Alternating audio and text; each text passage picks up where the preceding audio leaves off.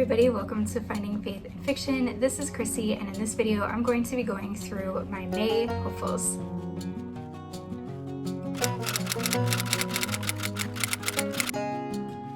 Hey guys, welcome back to my channel. I can't believe it's May. I say this every month, but seriously, are they speeding up time? Because these months seem to be going faster and faster and faster and faster. I needed to slow down.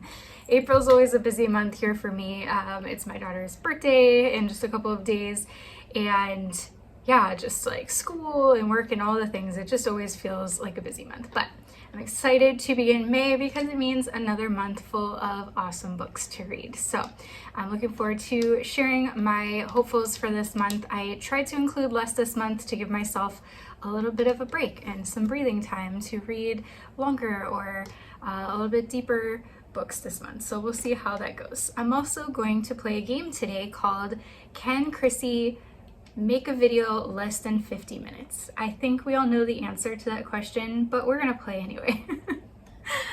With that said, I don't like to rush through a video. I do like to be thoughtful. I am a fan of like a slower pace and not rushed because our life is so filled with like fast-paced everything that I do like to just kind of slow down and do it old school. But if that bothers you, I'm sorry. So we're giving it a try this video. We'll see how it goes.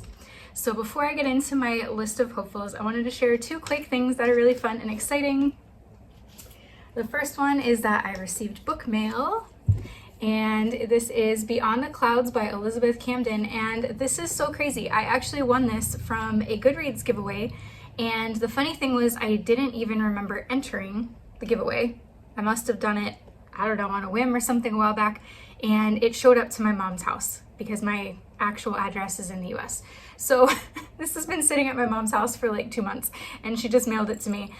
This is book 3 in a series, so I'm thinking I should probably go ahead and read the first 2 before I read this one, but it was just so exciting to get book mail and have an actual new book in my hands. You guys know that's rare for me, and it's so pretty. Look at the, like the, I don't know, is it a castle? A manor? Look at how beautiful that is. It's the Women of Midtown series. So yeah, sounds like historical fiction, a little bit of a mystery. Yeah, I probably won't read it this month because like I said, I want to read the others first, but a book, yay. So fun. And then I wouldn't say this is book mail. I would say it's more bookish mail, but my mom put this in the package that she sent to me and I had to share it. So I don't know if you can see that well. It's a girl reading a book. It has a little teacup and it says Chrissy on it. She had it custom made.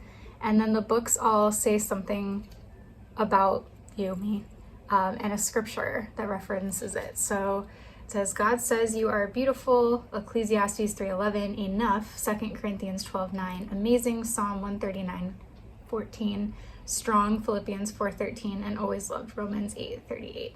So my mom knows I have a love of blue and white things, if you can't tell from like my Grease things there. But yeah, she bought me this so that I could hang it up in my book area, and I was just like, oh my gosh, that's so sweet and it's so pretty. So the books I'm hoping to read this month, and these are in no particular order, I'm not sure what order I'll read them in, but we have The Road to Paradise by Karen Barnett, and that is actually going to be a buddy read with Victoria, and that is book 1 in the Vintage National Park series. I thought that sounded so fun and cute, so I'm excited to read that one. Daughter of the Rebellion by Jamie Ogle, Giddy Up Gorgeous by Cassandra Noel, Smoke and Glass Slippers by Ashley Willingham, Gelato at the Villa, and that is Robin Jones Gunn, Under the Tulip Tree by Michelle Shockley, Head in the Clouds by Karen Wittemeyer, and No Stone Unturned by Jenelle. Somebody told me how to pronounce this and I forgot already. Hovde.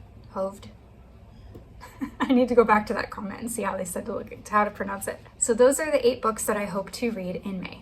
Okay, so the first book we have is The Road to Paradise by Karen Barnett, book 1 in the Vintage National Park series. I actually had never heard about this book. I think I've heard of the author before, but not this particular book.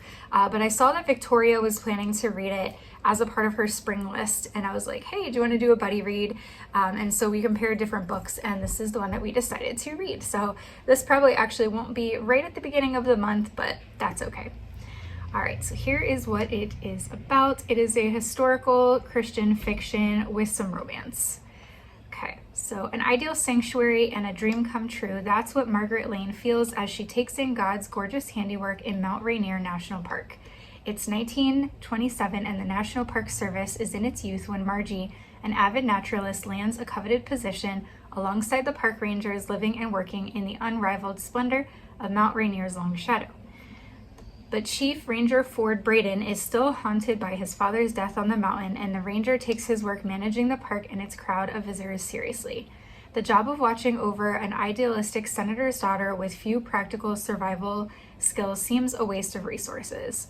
When Margie's former fiance sets his mind on developing the Paradise Inn and its surroundings into a tourist playground, the plans might put more than the park's pristine beauty in danger. What will Margie and Ford sacrifice to preserve the splendor and simplicity of the wilderness they both love?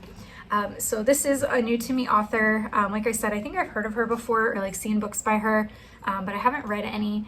And one of my goals this month was to read more historical fiction. I've been reading a lot of like Regency, romance, rom-coms, and there's nothing wrong with that. I do enjoy them, but it kind of felt like being a meat eater who has been trying to be a vegetarian for a couple months. I need some meat, and that is the stupidest analogy I think I've ever made in my life, but I just need some more like substance. I need some more history in my reading. So I did try to put quite a few historical books this month to kind of help balance that out and fulfill that desire. This is getting weird, guys. I don't know. So like I said, this is going to be a buddy read with Victoria over at Hot Cocoa and Books. We've done one buddy read before and just so much enjoy doing that with her, and I'm really looking forward to another with her this month. What I'm looking forward to about this book is the national park setting. I haven't been to many national parks when I lived in the US, but that is like a goal that I would like to go travel around and like visit all of the different national parks. And I think this will be an interesting take as it's set in the early 1900s when this is just like kind of becoming a thing. And yeah, I also have some strong opinions about like preserving the environment and natural areas versus like tourist stuff. So I think I'll like this a lot. I think it'll drive with me. The next book that I hope to read in May is Daughter of the Rebellion by Jamie Ogle. This is an author I have heard so many good things about, but have not read, so this is another new to me author. I've been reading so many new authors this year, and I'm so excited about it. This is one that I am reading as an arc from NetGalley. I happened to see it and had seen some buzz about it on Bookstagram, and so I grabbed it because I was like, this sounds really fun. So this one is Christian historical fiction / biblical fiction. So I think it's kind of both. Let's see which one it sounds more like. In this stirring historical romance by award-winning author Jamie Ogle, a young woman imprisoned in a Roman gladiator school becomes a legendary warrior, but when not even her fame is enough, she must fight to save herself and those she loves. Okay, so this probably has some like late biblical fiction tie-ins, but this is based in Rome in 403 AD. So this is quite a while after like Jesus's time and New Testament time. So I'd say probably more historical. Okay, so Rome AD 403. As a loyal daughter of the Visigoth tribe, Adalgard, this is going to be fun. Adalgard followed her father to war, hoping to win back her family's approval. But after a clash with the Roman army, Adele, that's better, is captured and sold to a gladiator school. Now she is the most famous gladiatrix in Rome, determined to keep the fickle love of the crowd and never again rely on anyone but herself for her own security. But beneath the fame lies the darkness and pain that holds her captive. Felix despises Rome's fascination with violence, but after returning from medical training to discover his father missing and his family desperate, he had little choice but to accept a position at the gladiator school managed by his uncle. He finds a kindred spirit in Adele and does what he can to preserve the humanity of the rebel fighters, but when he receives orders that further compromise his beliefs, he arrives at a crossroads. There's a little bit more to it than that, but I'll leave it there. So yeah, I am really looking forward to this book. This is a time period that I enjoy reading about, and it does kind of give vibes of like Francine Rivers' Mark of the Lion series. If you've read that, there is a little bit Gladiator. I want to say it's probably the second book. It's the second or third. There's like a Gladiator that comes in, but there's also just some stuff that take place in Rome during that time when like Christians were being persecuted, and yeah, it's just really interesting. When me and my mom visited Rome back a while ago now, we did get to go into the arena, and it was so crazy. Like you could feel like just this like darkness and this dark spirit and energy, and I seriously feel like it's because so many Christians got martyred in that arena. So yeah, this is definitely a time period and a topic that I like reading, even though it's a bit heavier. But like I said, I'm kind of wanting a little bit more like historical and grit and deepness this month. So yeah, I'm so excited and I can't wait to review this one. The next book that I hope to read in May is a not new to me author, one that I enjoy quite a bit, and that is Giddy Up, 𝘕𝘠𝘵𝘗, a clean, no spice Christian rom-com by Cassandra Joelle. Her books are very quick to read, very light, fun romance, but they still have a good amount of faith built in. And so I really like that mix of like rom-com, silly romance, really light and fun to read, but also is like grounded in faith. I have read, I think, 2 books of hers. I think so. I think it's been 2. And this one is actually a new release that is coming out on May 7th, and it will be available on Kindle Unlimited. And so that for me is always a win when a new release is going to be on Kindle Unlimited right away. Thank you to authors who do that. We appreciate you. Okay, so this one, the cover is so cute. I'm gonna put it up here. I just am loving like the Western cowboy vibes in her books. They're just so cute, and I will say it again and again and again, her merch is the stinking cutest merch ever, and next time I go back to America, I'm gonna buy like all of it because it's so adorable. Okay, so Giddy Up, 𝘕𝘠𝘵𝘗. Lights, camera, yeehaw. Hollywood starlet Sadie Clark has it all: beauty, talent, and a phone that never stops ringing. That is, until her cowboy actor boyfriend dumps her in a viral social media post and her red-hot career goes ice cold overnight. Now, the only job she's offered is a low-budget film on a Wyoming dude ranch. It's not what she planned, but she's surprised by how much she loves it, and by the real cowboy who's impossible to ignore. Somewhere between heartache and yeehaw, she discovers her worth doesn't come from headlines and that God's script is always better than her own. This I'm so excited about. Her last read was really cute, but I didn't love the female main character. This one sounds like I'm going to enjoy the character more. At least I'm hoping. I did like the male main character in the last book, but it really wasn't until the end that the female main character like redeemed herself, and I could stomach her. So I'm excited to read this. There is like, what are those things called? The movie set things, the action boards. I can't think what they're called. There's a guitar, there's a cowboy boot, there's a foam canister. It's just so cute, and I can't wait to read this. I love the name Sadie. I almost named my daughter that, and if I did have another daughter, her name would have been Sadie. So yay for Sadie. And yeah, this sounds like her cowboy that she finds in Wyoming is super swoony, and I love the faith line of that. She realizes what's really important and that God's story and script is always better than the one we try to write ourselves. So I'm excited for the faith and the romance in this one. Another book that I hope to read in May is Smoke and Glass Slippers, a dystopian gender-flipped Cinderella retelling by Ashley Willingham. If you guys have been following my videos, you might know that I have read the other 2 books in this series, which is called the Clean Fairy Tales for Adults series.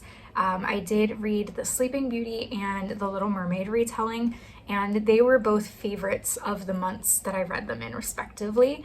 And she is like an auto-buy author for me, and I kind of don't want to read this month. I want to like spread them out, But I do want to finish the series so that I can start her other fantasy series, because they're a little bit bigger and thicker, and I've heard amazing things about those as well.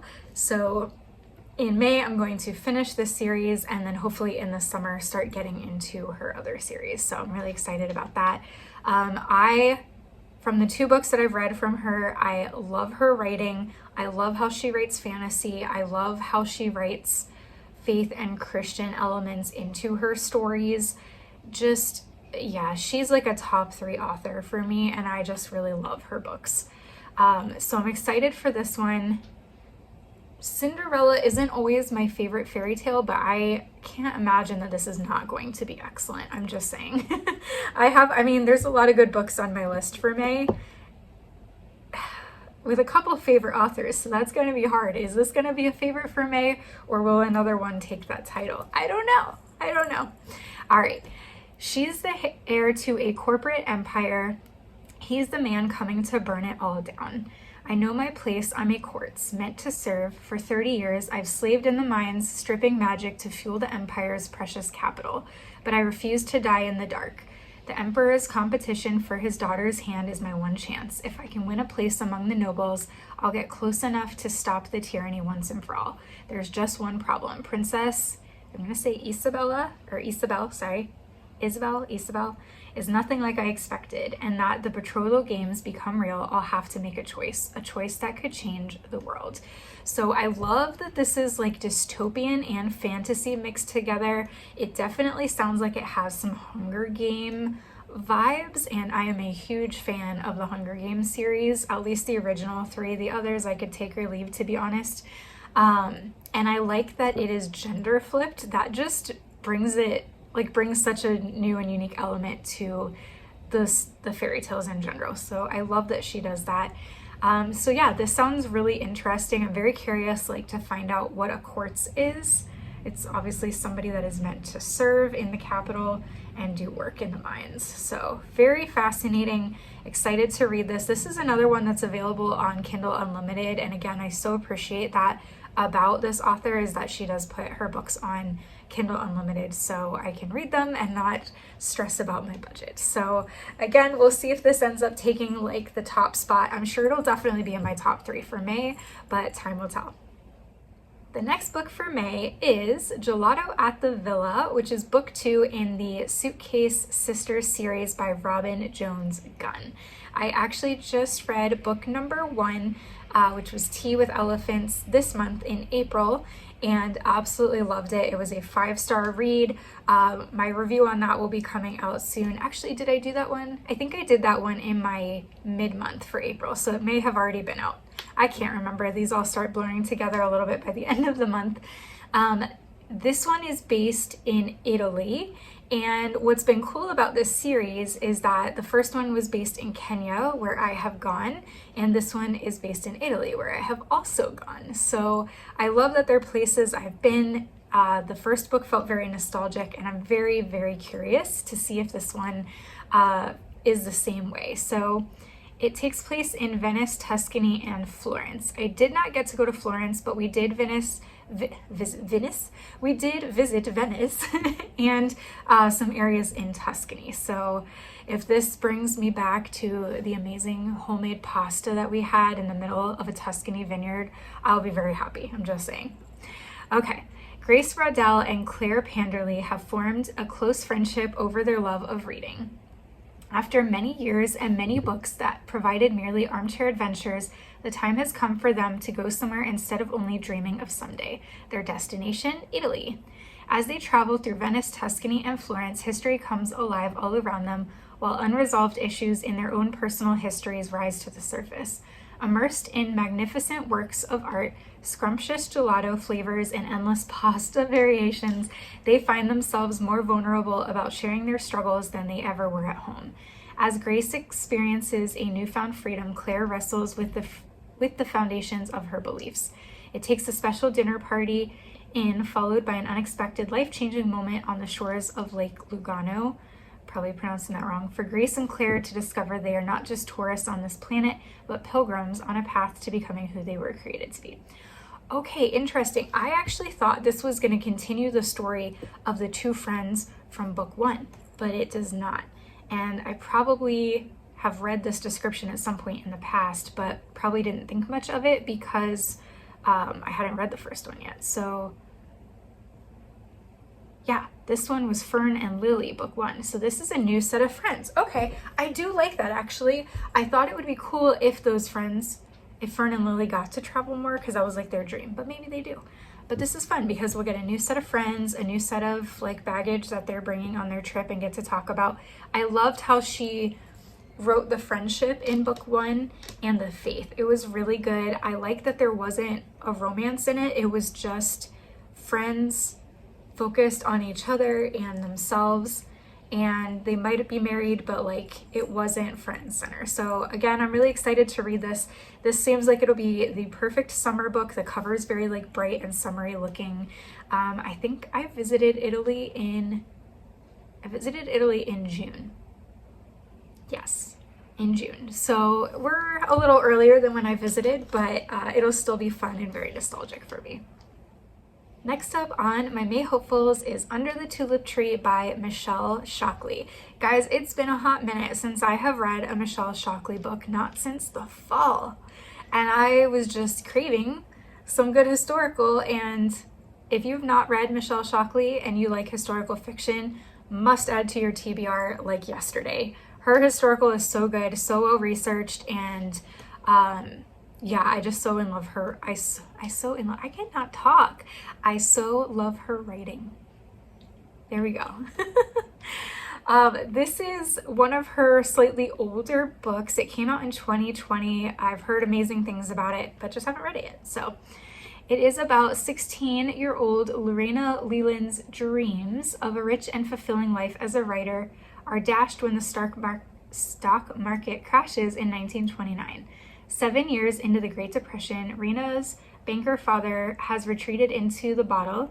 Her sister is married to a lazy charlatan and gambler, and Rena is an unemployed newspaper reporter. Eager for any writing job, Rena accepts a position interviewing former slaves for the Federal Writers Project.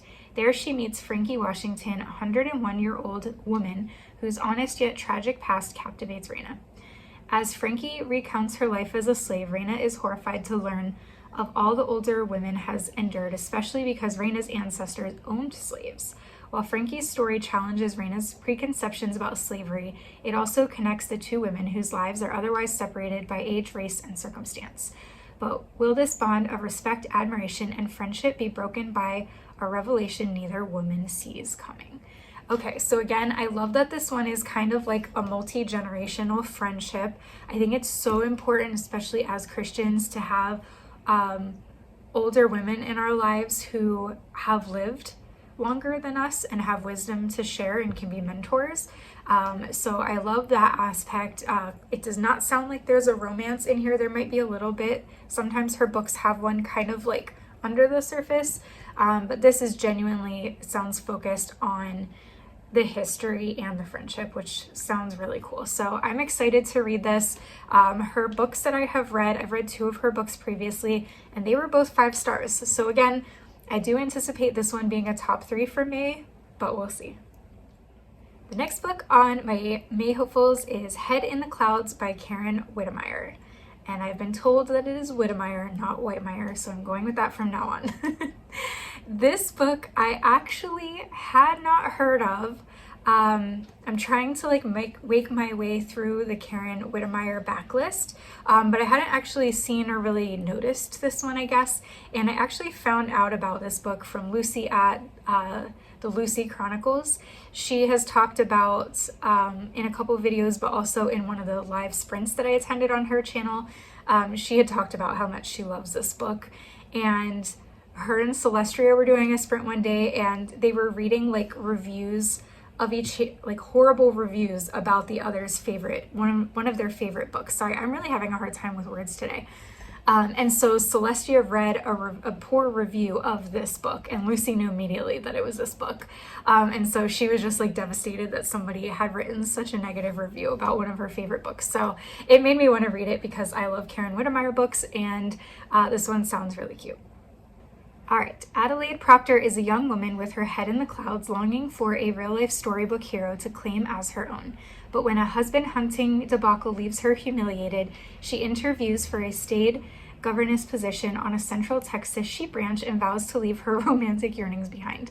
When Gideon Westcott left his privileged life in England to make a name for himself in America's wool industry, he never expected to become a father overnight.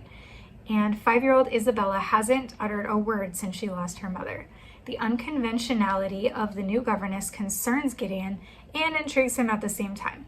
But he can't afford distractions. He has a ranch to run, a shearing to oversee, and a suspicious fence cutting to investigate. When Isabella's uncle comes to claim the child and her inheritance, Gideon and Adelaide must work together to protect Isabella from the man's evil schemes, and soon neither can deny their growing attraction.